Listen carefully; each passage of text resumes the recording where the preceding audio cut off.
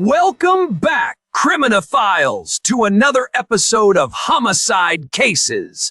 I'm your host, Misfit.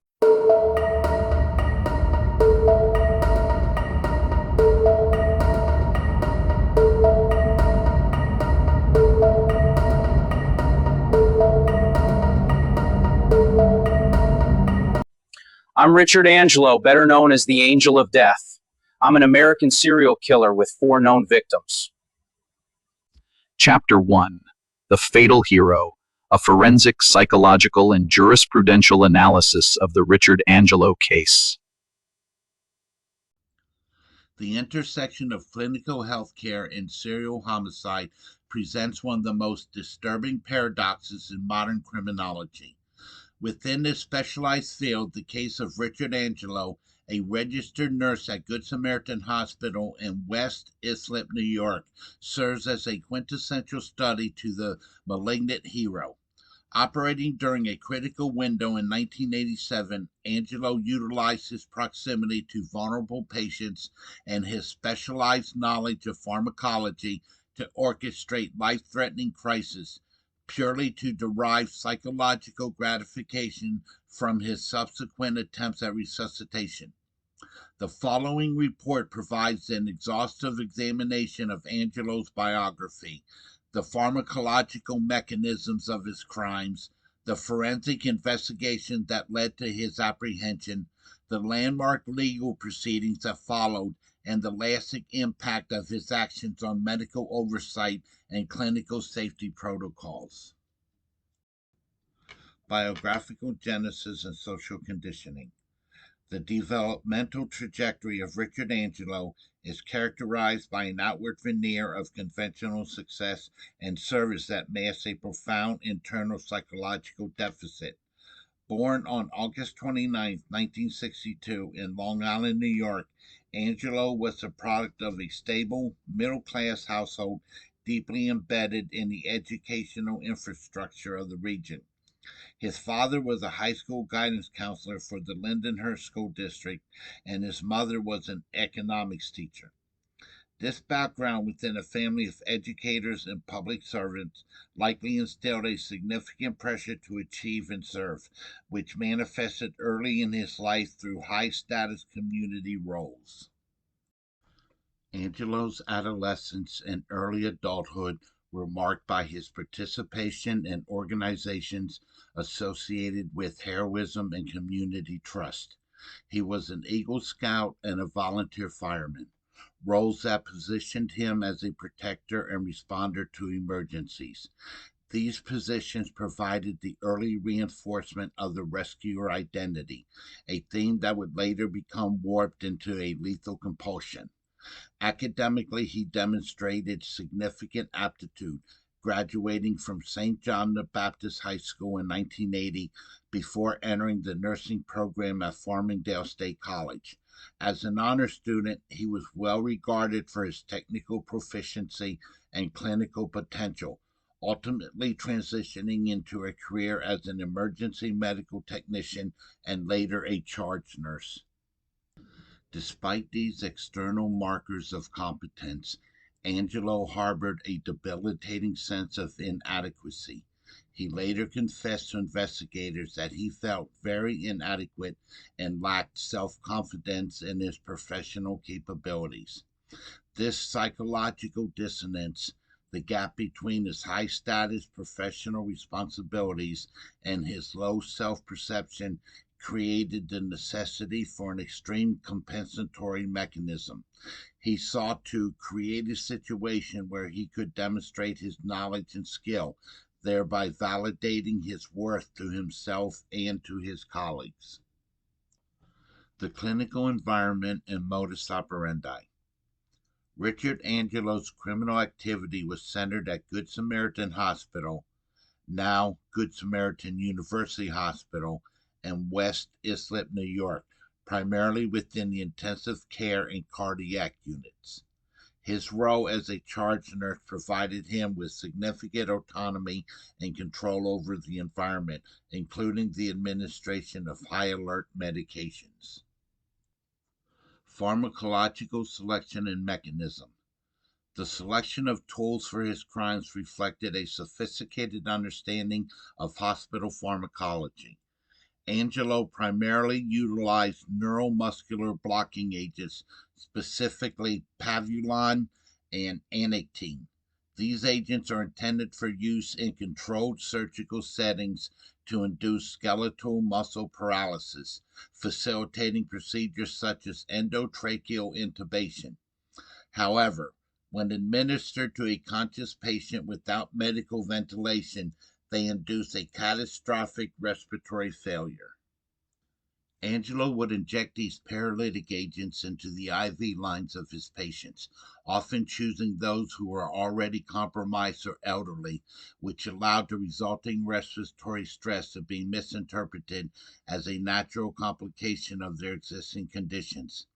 Once the drug took effect and the patient entered cardiac or respiratory rest, which is a code blue event, Angelo would orchestrate or lead the resuscitation efforts. The malignant hero. The psychological drive behind these actions is categorized within criminology as the malignant hero or heroic rescuer subtype of healthcare serial killers. Unlike mercy killers who claim to terminate the lives of patients to end their suffering, or sadistic killers who derive pleasure from the victim's pain, the malignant hero seeks the rush and social adulation associated with saving the victim. Angelo's actions were performative. He wanted his colleagues to admire his performance during a code. He likened his behavior to that of volunteer firefighters who set fires specifically so they can be seen as heroes for extinguishing them. This behavior is increasingly viewed as a professionalized variant of Munchausen syndrome by proxy, a factitious disorder in which a caregiver deliberately induces illness or injury in a dependent to garner attention, sympathy, or validation. In Angelo's case, the dependent was the patient and the audience was his peer group of medical professionals. His desire for importance led him to murder an estimated 10 people, though his confession involved 35 separate injections over a 7-month period in 1987. Victimology and forensic investigation. The scope of Angelo's crimes was initially hidden by the clinical setting. Deaths in an ICU are not uncommon, and the presence of pavulon or anectine were not routinely screened for in the late 1980s. The breakthrough came in a case from a surviving victim, Girolamo Kucic, a 73-year-old patient who was injected on October 11, 1987. The Kucic incident and the October 16, 1987 arrest of Richard Angelo. Kucic experienced shortness of breath and a terrifying loss of motor control immediately after observing a bearded male nurse, later identified as Angelo, injecting a substance into his IV tube. Crucially, he managed to press his call button before the paralysis became total. He later informed other nursing staff of the incident, providing a description that uniquely matched Angelo, who was the only bearded nurse on the unit at the time. Following this report, his nurse took the initiative to have his urine analyzed, which tested positive for both pavulon and anectine. Angelo was arrested on October 16, 1987, and initially charged with assault. During his initial interrogation, he waived his right to an attorney and provided a taped confession that revealed the extent of his heroic interventions. He admitted to poisoning dozens of patients, which led authorities to launch a massive forensic exhumation project to confirm the cause of death for recently deceased patients at Good Samaritan. Forensic exhumations and toxicology.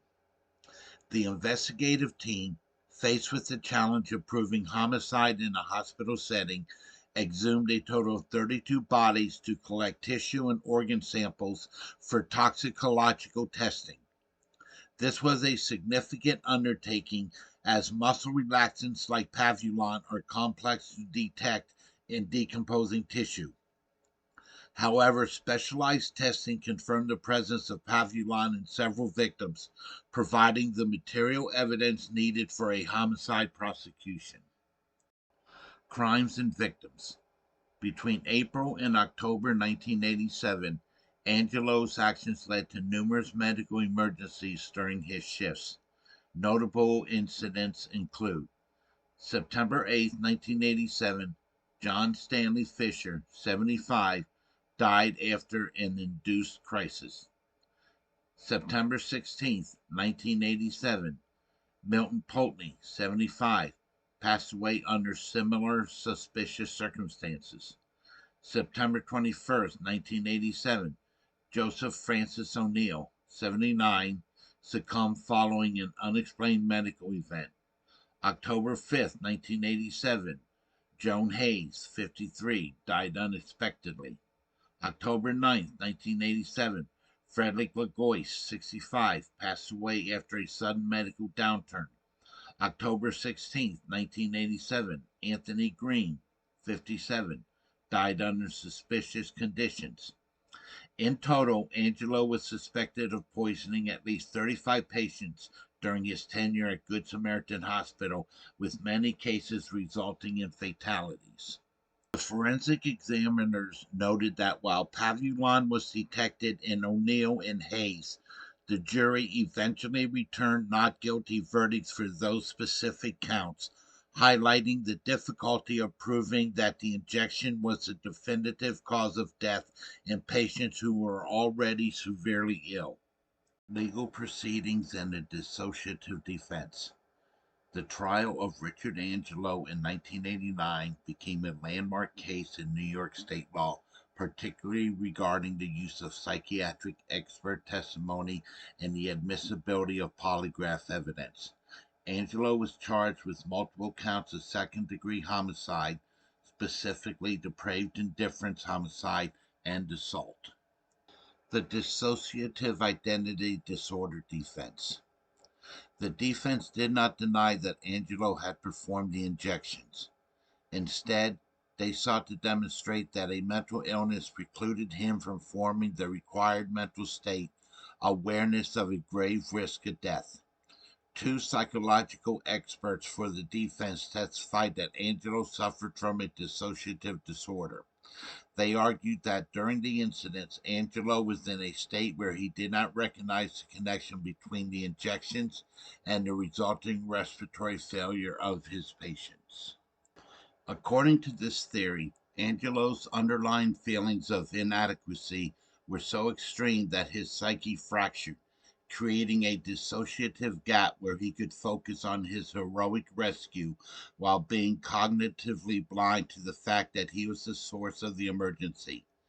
This defense aimed to negate the element of awareness, which is a prerequisite for a depraved indifferent homicide conviction under New York law. People versus Angelo, 1996, and the polygraph issue. A major point of contention during the trial and eventual appeals was the exclusion of polygraph evidence. One of the defense experts, Dr. Schwartz, had performed a polygraph examination where Angelo stated he was not present when any of the patients he injected died. The polygraph registered this as truthful, which the defense argued was proof of Angelo's genuine dissociative state.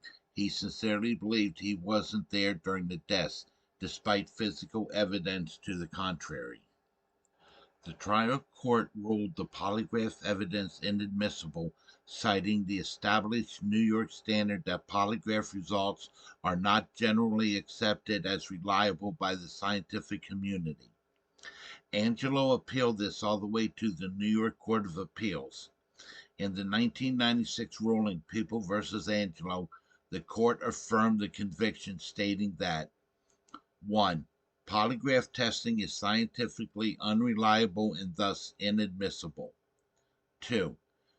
New York Criminal Procedure Law CPL 60.55, which allows experts to explain the basis of their diagnosis, does not override the requirement that the underlying evidence, in this case a polygraph, must be scientifically reliable. And three, the defense failed to request a Fry hearing to argue that scientific consensus on polygraphs has changed, thus forfeiting that line of appeal.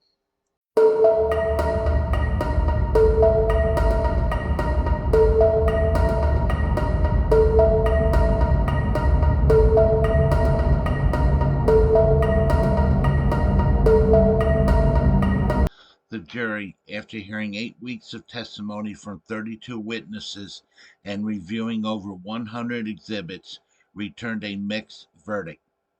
This reflected a nuanced view of the evidence for each individual victim. Angelo was convicted of 2 counts of second-degree homicide for Pulteney and Green, 1 count of second-degree manslaughter for Fisher, 1 count of criminally negligent homicide for Legois, 6 counts of assault, and was acquitted on O'Neill and Hayes. On January 24th, 1990, he was sentenced to 61 and a third years to life in prison. However, due to state laws regarding the calculation of aggregate maximum sentences, this was adjusted to a term of 50 years to life. Angelo is currently incarcerated at the Sing Sing Correctional Facility and will not be eligible for parole until 2049, at which point he will be 87 years old. Institutional reform and clinical oversight.